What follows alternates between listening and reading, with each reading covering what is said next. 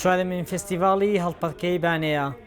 فستیڤاڵەکە حەوتی خاکەلێوە دەستی پێکرد و تاکوونەوەی خاکەلێوە بەردەوام بوو. 57 گروپی هەڵپەڕکێ لە ڕۆژهەڵاتی کوردستان بۆ چوارەمین فستیڤاڵی بانە خۆیان ئامادە کرد و دوای هەڵسەنگاندن 12 گروپ گەشتە قۆناغی کۆتایی و کێبڵکێ دەکرێت بۆ بردنەوەی خەڵاتی فستیڤاڵەکە.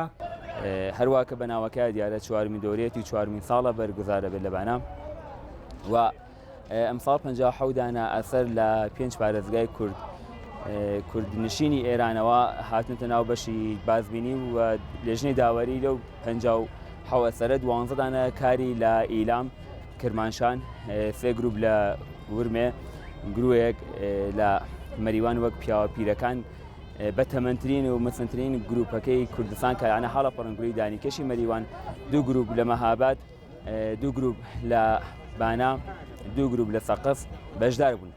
کارنەواڵەکەش ئینشەڵا لە ساڵی داهاتووە قەولی ئەومان داوە کارنەواڵەکە لە کتێبی گنیس و کتێبی ڕکۆردەکانی دنیاە وەک گەورەترین کارنەواڵ ئێمە ناوی لێ ببرین و سەبتیکەین.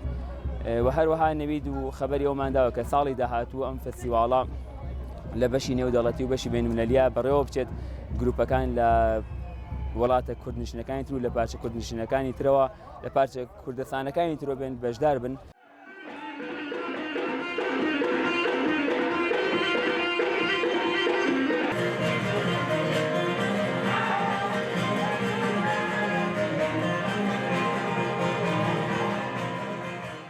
وڵا بەداخەوە کۆرۆنا وای لێکردم جەشوارە بچڕا وەلی خۆشبەختانە خەڵکی بە فەرهەنگ و فەرهەنگدۆست و هونەردۆستی کوردستان پاڵپشتی هونەرایان کرد و ئەم ساڵی لە ساڵانی ڕابردووتر زۆرتر و چڕۆپڕتر و بە خۆڵی کاراوەتی زیاتر حمایەتیان کرد. وەڵا لە ڕای من هەموو گروپەکان جوان ڕێک و پێک جیاواز بوون لە کوردستان، ینی ئەمانە کە هاتوونەتە قسمەتی مسابقە و ڕقابەتی جەشوارە واقعان گروهایەکی جیاوازن، هەموویان لە لای من ئەوەڵن، هەم سەرچەوپیکێشیان، هەم فۆرمەکانیان، هەم موسیقییان واقعان دەستخۆشیان لێگەم.